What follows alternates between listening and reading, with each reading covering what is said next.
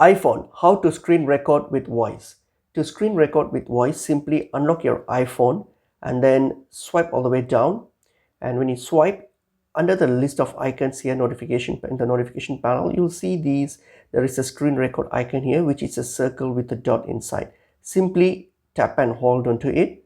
So when you tap and hold into it, so this is the screen recording feature here that's been opened up. So if you want to screen record with voice, all you have to do is hit on this, tap this microphone on. So tap that on.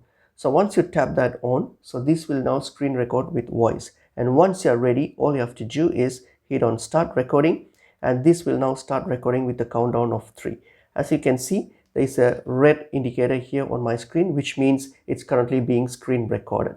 And once you're done with the screen recording, it's pretty simple to stop it. All you have to do is simply tap on this.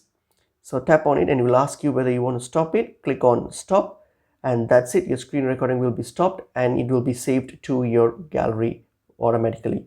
And that's pretty much it. It's pretty easy and straightforward.